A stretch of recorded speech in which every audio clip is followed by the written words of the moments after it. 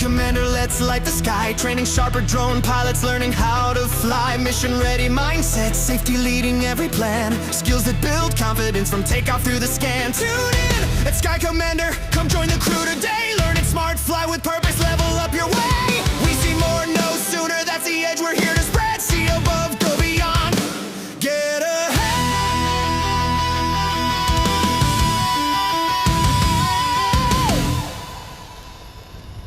Okay, let's get started. You know, it's a really strange realization when you stop and actually look at a modern high-end drone sitting on a launch pad. Oh, absolutely. It's just a marvel of cold, calculating engineering. Right. Because a drone doesn't panic. I mean, the lithium-ion battery doesn't start feeling anxious when the wind picks up across the field. No, it just drains. It doesn't care. Exactly. And the internal GPS module doesn't suddenly start worrying about looking incompetent in front of a high-paying client who's standing a few feet away. The machine just processes data. That's all it does. Right.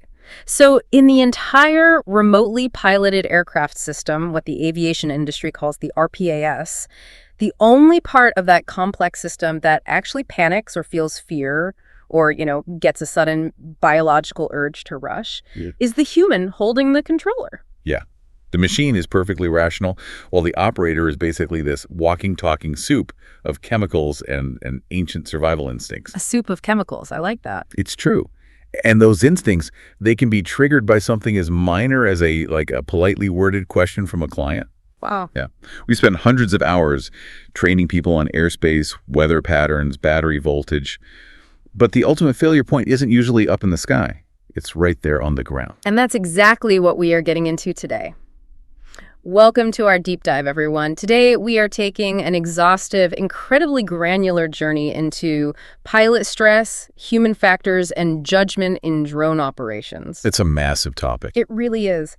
We are unpacking a huge stack of sources today: training manuals, operational psychology research, regulatory frameworks, all focused on how the human nervous system interacts with complex aviation tasks. Specifically zooming in on that terrifying invisible moment when a pilot's body starts flying faster than their brain. Yes. So whether you're a professional drone pilot flying complex industrial inspections, or maybe an aviation enthusiast, or just someone fascinated by human psychology and how the brain handles high-pressure decision-making, this conversation is going to completely reframe how you view the concept of calmness. Because what we're going to learn today is that being a trip professional isn't about never feeling stress. Right. It's not about having ice in your veins. No, not at all. It's about having a heavily rehearsed, almost mechanical system to catch that stress before it takes command of the aircraft. And that core theme really changes everything about how we approach training, right? It changes everything.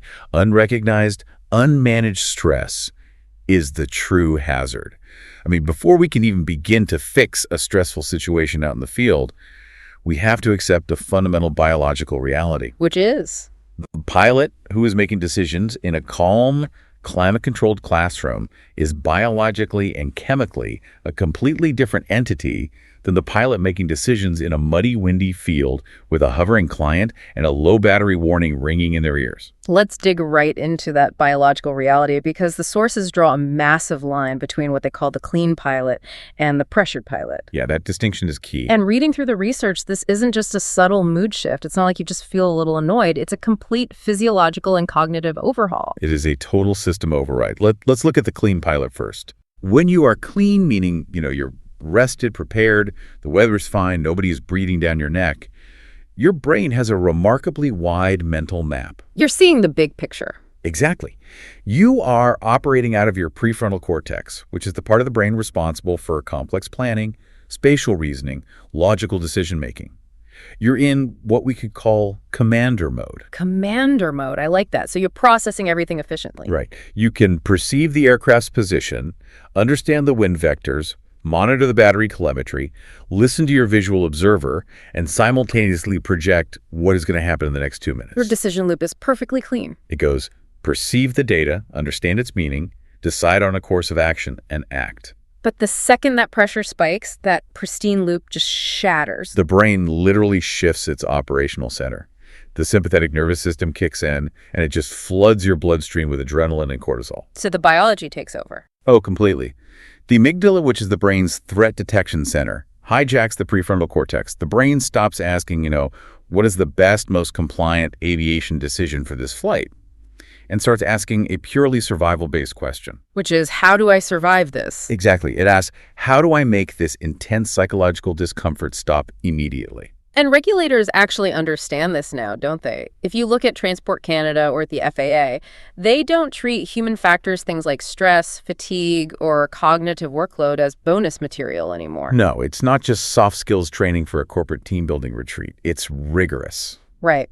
Transport Canada's RPS knowledge requirements mandate rigorous training on decision-making, situational awareness, workload management, and stress. And the FAA's remote pilot guidelines explicitly warn that stress and fatigue degrade attention, coordination, communication, and even the physical smoothness of your control movements. They treat the pilot's nervous system as a core flight safety component. Because if the pilot's biological system degrades, the aircraft's safety degrades with it. There's zero separation between the two. I really want to visualize this for you, the listener, because it's such a wild concept. Picture knowing all the rules of chess perfectly. Okay, good analogy. You know exactly how the knight moves. You have the Sicilian defense memorized. You understand board control.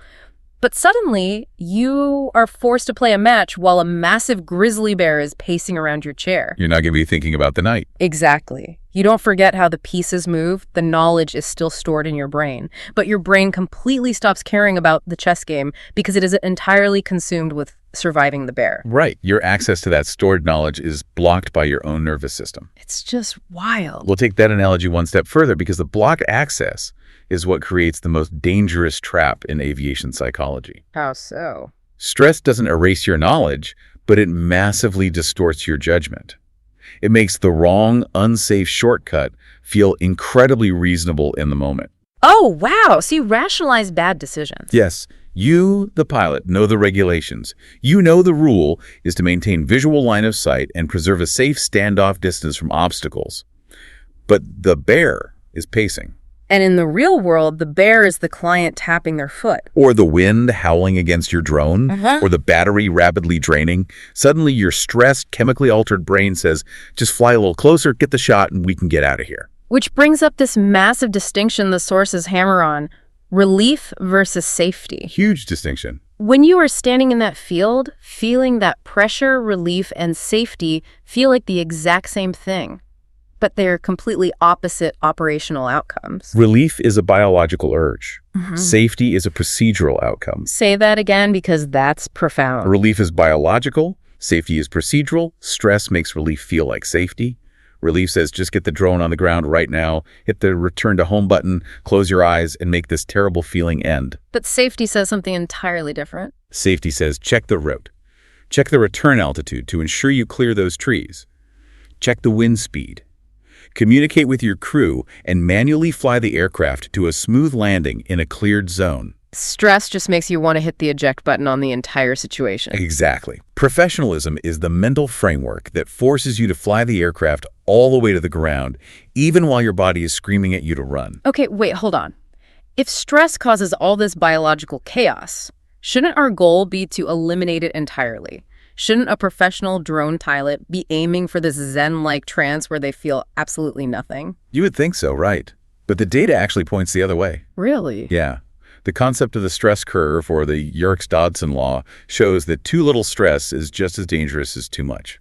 How is too little stress dangerous? If you feel absolutely zero stress, you slide into complacency, you get sloppy, you stop scanning the sky because you assume everything is fine. Oh, so you just tune out.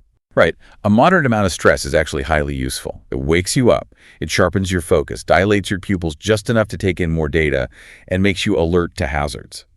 That is the peak of the performance hill. So the danger isn't stress itself. The danger is the tipping point. The danger zone is when the physical drone in the sky starts operating and moving faster than the pilot's mental pace. When you fall behind the aircraft. Exactly. When the tasks stack up, the wind picks up, the battery drops, the client talks to you, the camera settings need adjusting, your observer calls out a hazard, and the brain gets overloaded, it simply cannot process it all. So what does it do? It starts dropping data. It artificially narrows your world to cope. That is cognitive narrowing. You literally get tunnel vision. And tunnel hearing. Yeah. And once that narrowing happens, The pilot's body essentially hijacks the controller. And that leads us to the three specific, highly predictable ways this biological sabotage manifests in a pilot's hands. The sources call them the three saboteurs: fight, flight, and freeze. Yes, the big three. Let's break these down thoroughly, because the sources give us incredibly specific, visible behaviors for each one. If you've ever held a controller, you will recognize these. Every pilot has felt them. Let's start with the fight response. When I hear fight, I picture a pilot, throwing their controller or yelling at a bystander. But that is not what this looks like when you are actually flying a drone. No, fight in drone operations is much quieter, but structurally catastrophic. We call it the push trap. The push trap, what does that sound like in the pilot's head? The mental monologue of the fight response is pure ego. Yeah. It sounds like, I can force this, I can overpower this situation, I have the technical skill to make this work, despite the conditions. So the pilot starts defending their original plan instead of updating the plan based on the new reality in the air. Exactly. And you see it physically on the controller. The pilot's thumbs get incredibly tight. They start making stabbing, aggressive inputs, abrupt yaw movements, over-controlling. Like they're trying to wrestle the drone into submission. Yes. Imagine a pilot inspecting a flare stack on a refinery. The wind picks up and starts pushing the drone toward the metal structure. Instead of simply backing away and reassessing, the pilot in fight mode tries to beat the wind with aggressive, tiny, frantic stick movements. They just refuse to give up the position. They chase the shot, creeping closer and closer to the obstacle, totally convinced their piloting skill will compensate for a rapidly shrinking margin of error. So if you are flying and you feel yourself gripping that controller like you are trying to choke it, what is the actual intervention? How do you fix the fight response in real time? You have to create physical and mental margin. You don't try to become a braver pilot, you become a wider pilot. A wider pilot. Yes, you actively, consciously, physically relax your grip, literally force your thumbs to loosen. And you use a pre-rehearsed phrase out loud. You say, I am feeling the push, holding position and increasing margin. Say it out loud. Always out loud. Then you physically back the drone away from the hazard. Yeah. You use physical distance to buy back your cognitive bandwidth. You trade space for time. That makes a lot of sense. It works every time. Okay, so saboteur number 2 is flight, the rush trap. Now, this one feels deeply intuitive to me. The tension is too high and the pilot just wants out of the sky. Flight is the overwhelming desire for the psychological tension to end immediately. The mental monologue is simply, I need out. Just get it back. Make this stop. And again, you see this manifest physically in the flight characteristics. Right. The pilot might rush the recovery, initiating a blind fast descent without checking if the landing zone is still clear of people or vehicles. Think about the return to home button, the RTH. The sources highlight this feature heavily when talking about the flight response. Return to home is a brilliant technological tool, but a stressed pilot in flight mode treats it like a magic panic button. They just want the drone to handle the problem. They hit it to hand the emotional problem over to the machine, but they don't check what altitude the drone will return at. They don't check if there are newly erected cranes or power lines between the drone and the home point. Or wind. Exactly. They don't check if they are flying back into a massive headwind that will drain the remaining battery before it reaches the pad. They completely abandon the mission plan and just try to escape. It goes right back to relief versus safety. Hitting RTH without checking the parameters provides instant emotional relief, but it might fly your drone directly into a building. That happens more often than people want to admit. So how do we correct the flight response? The correction is controlled recovery. You have to separate the urge to escape from the procedural reality of returning. And is there a phrase for this one too? Yes. The phrase to use out loud is recovering, not rushing. You intentionally slow your thumb inputs. You verbalize your route back. You check the landing zone. A boring, smooth, meticulously slow recovery is the ultimate victory over the flight response. Recovering, not rushing. I like that. Which brings us to the third saboteur, and I find this one the most fascinating, freeze, the silence trap. The most dangerous one, in my opinion. But hold on, if we look at complex situations, isn't taking a pause a mark of a good pilot? I mean, if you are confused, shouldn't you stop and think before doing something reckless? The distinction here is between a commanded pause and an uncommanded paralysis. Okay, what's the difference? A deliberate pause is active. If you say, holding position, reassessing the wind drift, you are entirely in command of the aircraft in your brain. You are choosing to stop. Right. But freeze is when the brain stalls under cognitive overload. The pilot isn't choosing to wait. They literally cannot rank the incoming information fast enough to choose an action. Their working memory is full. What does that actually look like on the ground? If fight is tight thumbs and over-controlling, and flight is panic-hitting RTH, what is freeze? Freeze is absolute quiet, and that is what makes it so incredibly insidious. The pilot might just be staring blankly at the screen. Just zoned out. Yeah. They might be hearing a proximity warning tone beeping wildly from the controller. They might be hearing their visual observer shouting, "You're drifting right!"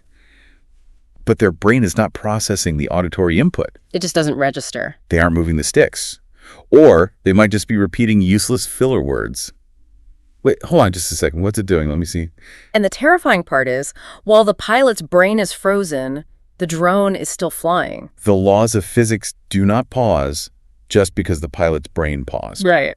If the wind is pushing the drone toward a cell tower at 2 meters per second and the pilot is frozen for 3 seconds trying to process a warning note, that drone has moved 6 meters closer to a catastrophic crash while the pilot was doing absolutely nothing. 6 meters, wow. Freeze is an absence of useful action while the aircraft is rapidly accumulating physical risk. You were just standing there looking perfectly calm on the outside, but functionally paralyzed on the inside. This is why we teach crews that the controller tells the truth, even when the pilot's face looks calm.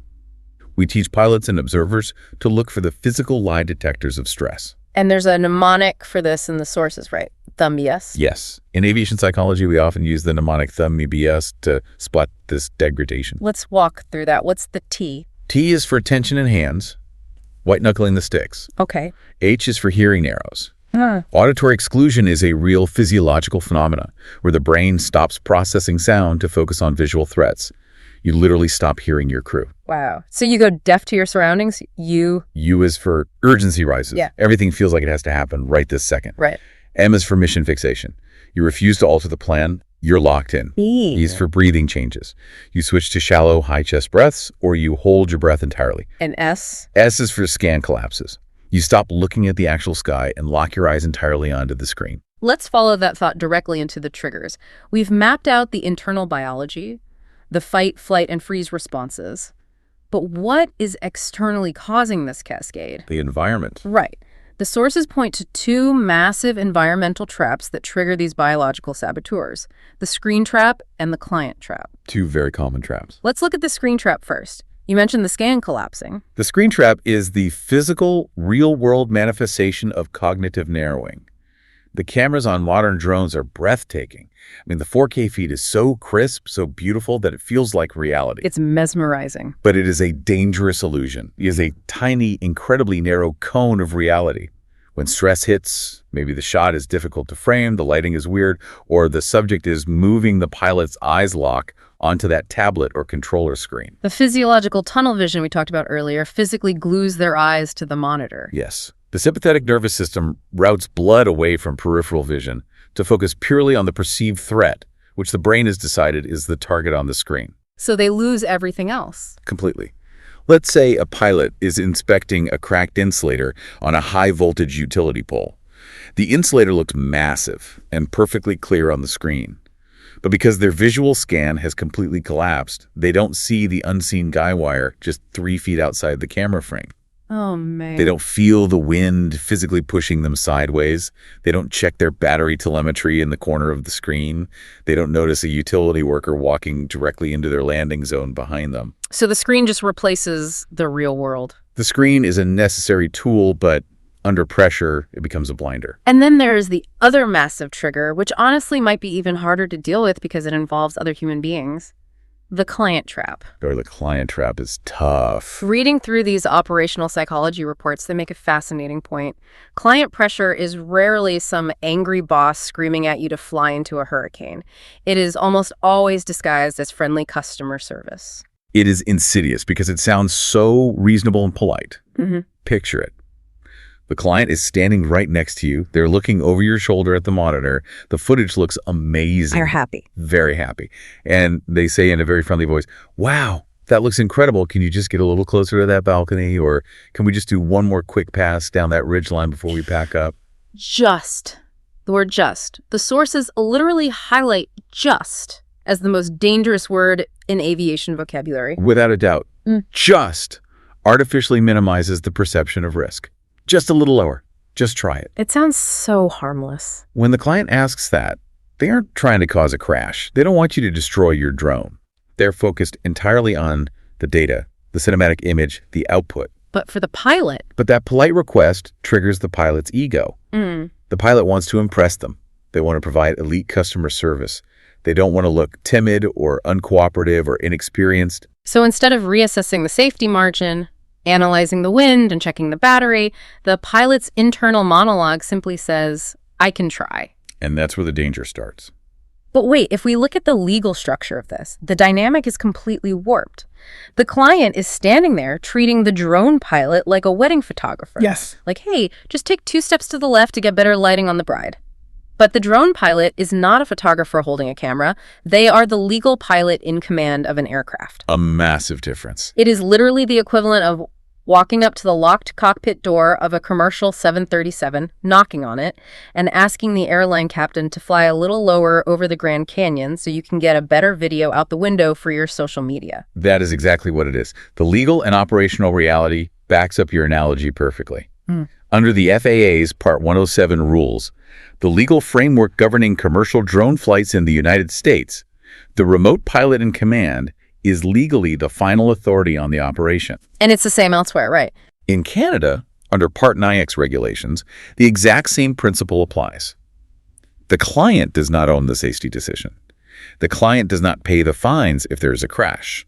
But the pilot caves anyway. But under the stress of social pressure, the pilot, emotionally and psychologically, hands that legal authority over to the client. So how do you actually handle it in the field without sounding like a jerk? Yeah. If you are running a business, you can't just turn around and yell, I am the captain of this aircraft, step back. You'll lose the contract. Right, you'll be fired. Yeah. You manage it through calm, pre-rehearsed redirection. If you just say, no, that's unsafe, you immediately create conflict and put the client on the defensive. Right. If you say, I'm not comfortable doing that, you sound scared and unprofessional. So what's the middle ground? Instead, you assert authority while offering a solution. You say, I can get you highly useful data, but I am keeping safe standoff to manage the wind. I will reposition and use the camera's zoom from a safer angle. Oh, that's good. Or you say, that request changes our risk picture. I am going to hold position and run a quick reassessment before we continue. You acknowledge their goal, but you completely preserve your operational authority. You are demonstrating that the professional standard in aviation is not about being a fearless hero who gets the impossibly tight, dangerous shot. The true mark of a professional aviator is being boring. Boring is good. A boring mission is a controlled, predictable mission.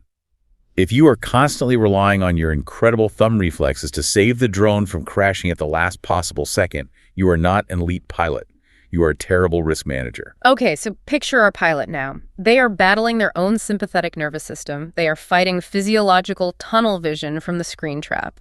They are managing social pressure and ego from the client trap. It's a lot to handle. That is an immense amount of cognitive load for one human brain to handle, which is why we have to talk about external safety nets.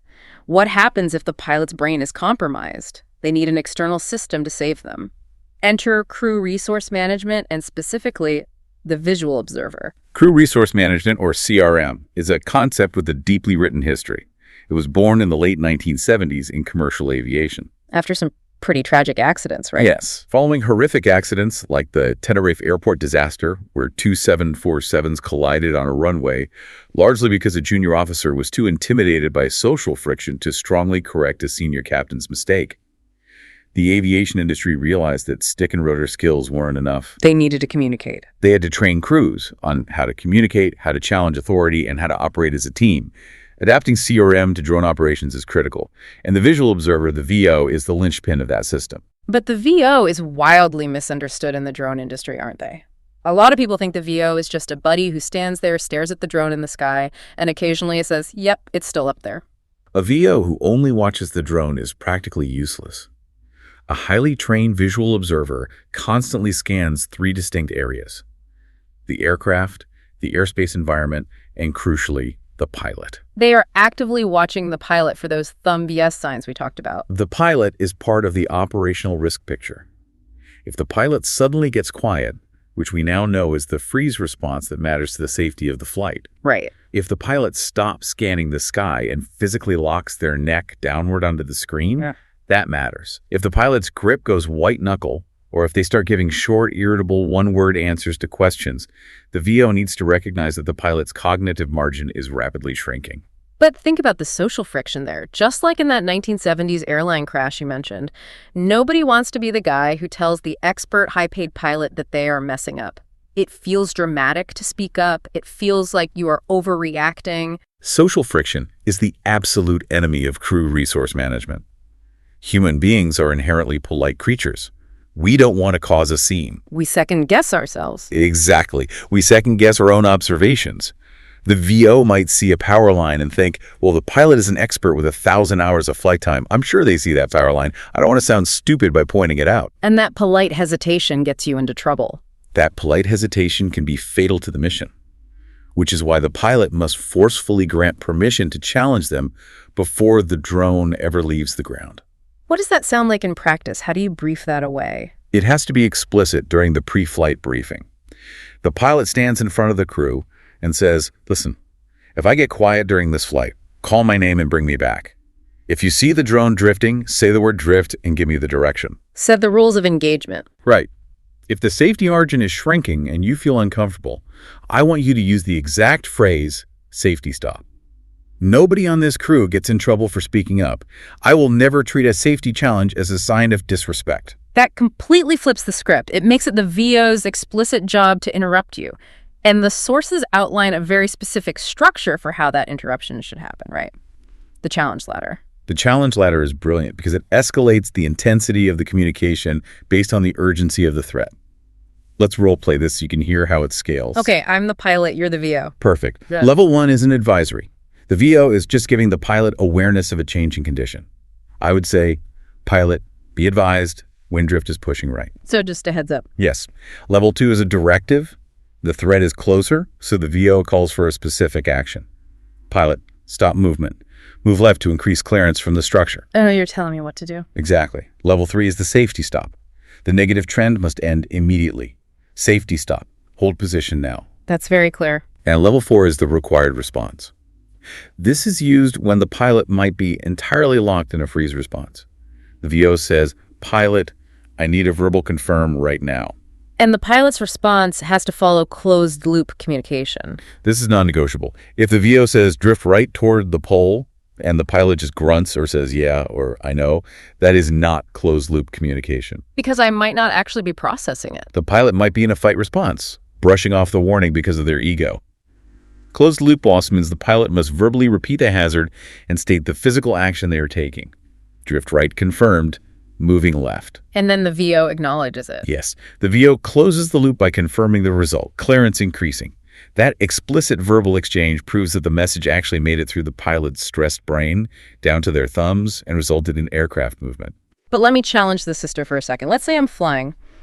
My VO calls out a hazard. They say, I hear a helicopter approaching from the west. But I'm the pilot. I'm looking west, I'm checking the camera feed, and I see completely empty sky. I don't hear a helicopter. Are you telling me I have to abandon a critical, time-sensitive shot just on their hunch? Shouldn't I verify that the hazard actually exists before ruining the mission? Absolutely not. And this requires a fundamental shift in how pilots think about risk. You do not debate the visual observer while the aircraft is airborne and exposed to danger. You just listen. The pilot must learn to respect uncertainty. If the VO hears traffic, you assume automatically that there is traffic. Better safe than sorry. The correct professional response is traffic call acknowledged, stopping task, moving aircraft to a safe hold. You physically secure the aircraft first, dropping its altitude or bringing it close to home, and then you investigate the sky. That is powerful. You do not wait for perfect, undeniable proof of a hazard to take a safe precaution. By the time you get perfect proof, it is usually too late. Secure first, investigate second. Okay, so the crew is this amazing, structured, external safety net. But what if you are flying solo? Or what if you are on a complex site and the psychological pressure is building so incredibly fast that the crew hasn't even caught it yet? That happens. That brings us to self-intervention. How do you recognize your own cognitive collapse and stop your own stress spiral once it starts? Because we can't always rely on an external voice to save us. Self-intervention is the ultimate mark of a mature professional operator. It means you possess enough self-awareness to catch the fact that your body is starting to fly faster than your brain, and you have the discipline to intentionally interrupt your own nervous system. The sources provide a very clean trigger for this, the two-signal rule. The two-signal rule prevents you from waiting until everything goes completely wrong. The rule is simple. If you notice any two stress signals simultaneously, you must intervene on yourself. Give me an example. For example, if you notice you have a tight grip on a controller A and D, you realize you just missed a verbal call-out from your VO. That's two. Or you feel a sudden rush of urgency in your chest, and you realize you haven't looked away from the monitor in over 2 minutes. Two signals mean your cognitive bandwidth is degrading. And what is the intervention? You actually have to speak out loud to yourself, right? You say, pause. Reassessing. Just saying those two words out loud does something chemically powerful in the brain. Like breaking a spell. It interrupts the urgency loop of the sympathetic nervous system. It clearly broadcasts to your crew that you are creating thinking space. And perhaps, most importantly, it gives your own ego permission to stop performing for the client and start commanding the aircraft again. If you think about it, we are basically treating the pilot's brain exactly like computer RAM. Think about your laptop. When you open way too many tabs, you've got the wind calculation tab open, the client talking tab, the battery monitoring tab, the camera framing tab, the airspace tab. The system starts to severely lag. It bogs down. When you say pause, reassessing, you are essentially opening the task manager and deliberately closing the unnecessary applications so your operating system doesn't completely crash. That is an excellent way to conceptualize cognitive load. Your working memory is maxed out, so you must deliberately close tabs. What's the sequence? Step 1. Stop the non-essential task. Usually in drone operations, that means the camera. You say stopping the shot. I forget the picture. Step 2. Stabilize the aircraft. If you are moving forward, stop. If you are uncomfortably close to a structure, back away. Get safe. Step 3. Widen your physical scan. Force your neck to move, pull your eyes off the screen, and look at the vastness of the sky, the drone itself, and your landing zone. But what if you hit a full freeze? What if the overload is so severe that you can't even remember to widen your scan? The sources highlight a highly specific method for breaking that paralysis. It is called the hold, breathe, state, choose method. It is a tactical sequence designed specifically to reboot a frozen brain. Hold, breathe, state, choose. Walk us through it. First, hold. Hold the drone's position in the sky if it is safe to do so. Stop adding kinetic complexity to the situation. Let it hover. Okay, drone is hovering. Second, breathe. Take one deep, incredibly long exhale. Now, to be clear, this isn't yoga. You aren't trying to reach spiritual enlightenment in the field. Right, no incense required. The long exhale physically stimulates the vagus nerve, which actively interrupts the sympathetic nervous system's urgency signal. It physically lowers your heart rate and gives the brain a clean beat. Amazing how a physical action can reset the brain. Third, state. Third, state. State a single undeniable objective fact out loud. Battery is at 42%, or aircraft is 50 meters north. Stating a hard fact cuts through the vague fog of panic. It grounds you in reality. And fourth is choose. Fourth, choose. Choose one single safe action, moving west. You don't try to solve the rest of the 20-minute mission. You don't plan the landing yet. You just solve the next 10 seconds. A hold, breathe, state, choose. It is so mechanical, which is why it works. But this relies entirely on this concept of mental rehearsal. You can't invent this sequence or these specific phrases while the drone is drifting toward a cell tower and alarms are blaring. You have to preload them into your brain. Mental rehearsal is non-negotiable. A pilot under severe biological pressure literally loses access to their vocabulary. The language center of the brain struggles. You literally can't find the words. If you haven't rehearsed, you will just stammer and say, wait, or hold on, while the drone drifts. You have to mentally rehearse these emergency scenarios before takeoff. You sit in your truck. You picture the low battery warning going off while you are over water. And you practice saying out loud, battery warning, stopping task, returning via planned route. You literally talk to yourself in the truck. Yes. You preload the software into your brain, so that it executes automatically when the alarm bells actually go off. Now, you might be sitting there wondering, why do I need to do all this psychological heavy lifting? Doesn't the drone itself have massive safety nets built in, obstacle avoidance sensors, GPS position hold, automated return-to-home protocols? Can't I just lean on the automation when things get stressful? Automation is incredibly powerful, and it has saved countless aircraft. But it's just another tab open to your brain's browser. It is a tool, not a substitute for human aeronautical judgment. Right. Blindly trusting automation when you are under stress is actually just a high-tech form of the flight response. Right. Your brain says, I don't know what to do, the cognitive load is too high, so I will hit this button and let the software figure it out. But that can backfire. Completely. If you hit return to home without checking if the drone will clear the tree line on its way back, or if it has enough battery to fight the sudden headwind that just picked up, your automation just became a fatal hazard. The pilot must always remain conceptually in the loop, managing the automation, not abdicating responsibility to it. Which brings us to the final piece of this puzzle, the post-flight debrief. Because the mission doesn't end the moment the drone touches the ground. If we actually want to build these stress-resilient defaults, we have to talk about what just happened in the field. The debrief is where the actual learning happens. It is where you build the psychological armor for the next flight. But truthfully, most drone crews conduct absolutely terrible debriefs. They land the drone and say, did we crash? No. Did we get the 4K footage for the client? Yes, cool. Pack it up. Let's go get lunch. Exactly. And that teaches the crew absolutely nothing about safety margins. A professional debrief analyzes the human performance, not just the mechanical outcome. It asks, what did the pilot's body, mind, and hands do during that flight? And the sources give us a structure for this, right? Yes, we structure this using 3 tracks for a comprehensive debrief. Track 1. Track 1 is the aircraft. Did it drift off the flight path? Did a proximity warning go off? Did we drop below our battery reserve? Just the physical machine data. Track 2. Track 2 is the pilot. This is the vulnerable part. Did my grip tighten?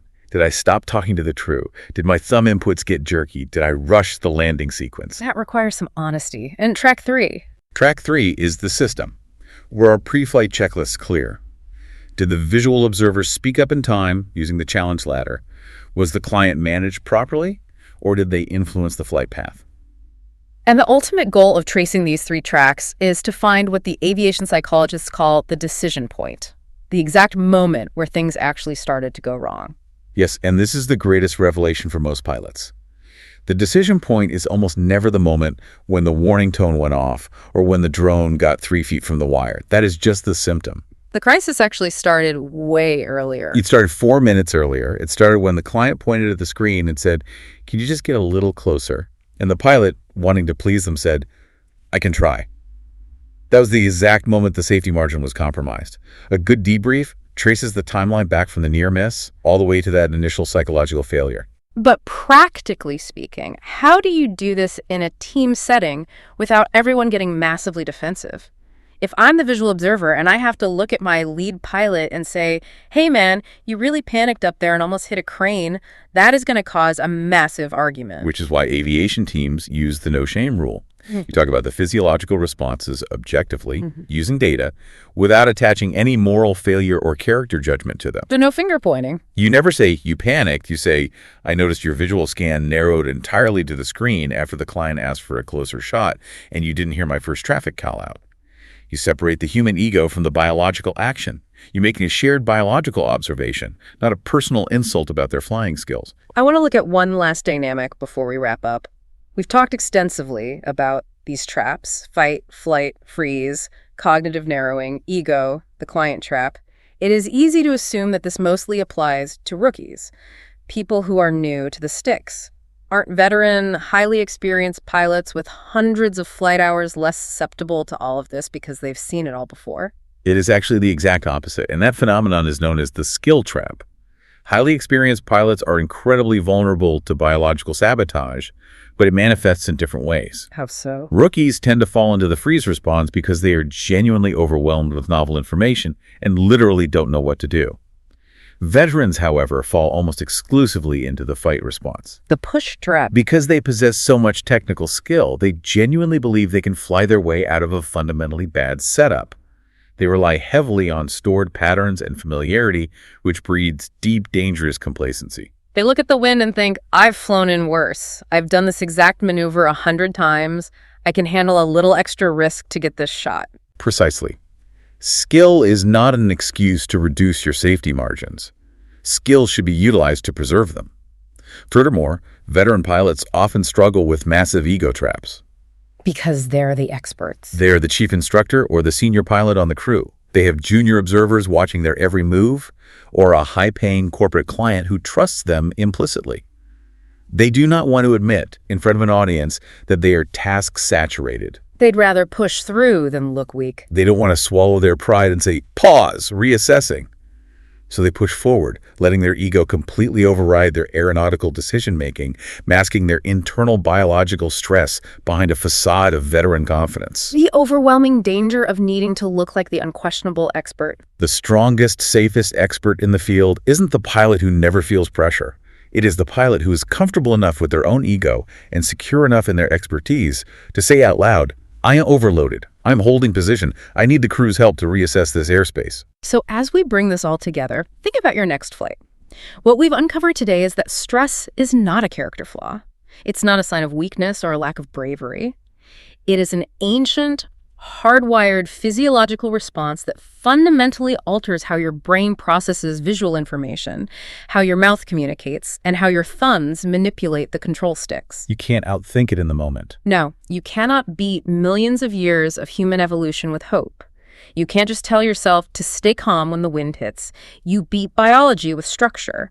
You beat it with rehearsed default phrases, with closed-loop crew communication, with the challenge ladder, and with the humble willingness to step back, take a long, vagus, nerve-stimulating exhale, and say, pause, reassessing. It is entirely about building a rigid behavioral system that catches you the moment your biology tries to take over. But before we sign off, I want to leave you with a final provocative thought to ponder a look over the horizon. We talked briefly about automation today. Drone technology is advancing at lightning speed. We are entering an era of incredibly sophisticated AI. Drones are being built that can essentially fly themselves, dynamically frame cinematic shots, perfectly track moving subjects, and dodge complex obstacles in real time without pilot input. The entire aviation industry is moving heavily toward highly automated hands-off systems. So here's the question you have to ask yourself. As automation takes over more and more the active flying duties, does that actually make human pilots more susceptible to the freeze response? It's a huge concern. Think about it deeply. If you spend 95% of your flight time just being a passive monitor, just staring at a screen with your hands resting on your lap while the drone's computer does all the hard work, your nervous system goes dormant, you slide into complacency. And then something goes wrong. Exactly.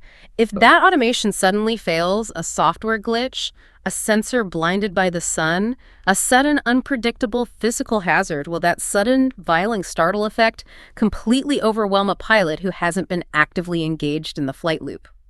Are we designing ourselves so far out of the operational picture that when the machine finally fails and hands us back the sticks, our brains are perfectly primed to just freeze? That is the ultimate paradox of automation. We may be engineering away all the small, manageable daily stressors, only to set our pilots up for catastrophic cognitive overload when the system finally requires sudden, split-second human intervention. It is one of the most critical questions facing the future of aviation psychology. Something to heavily mull over the next time you watch a drone gracefully navigate the sky all by itself, and you wonder what is actually going on in the mind of the person holding the controller. Thanks for taking this deep dive with us today. Remember, the drone doesn't panic, the battery doesn't get anxious. It's just you, your brain, and your rehearsed system standing against the elements. Stay safe out there, and we'll catch you on the next deep dive. That's a wrap on today's mission, Commander. See above, go beyond, get ahead. For more training, tools, and intel, head to skycommander.ca. If you learned something new, share it, subscribe, and leave us a 5-star debrief.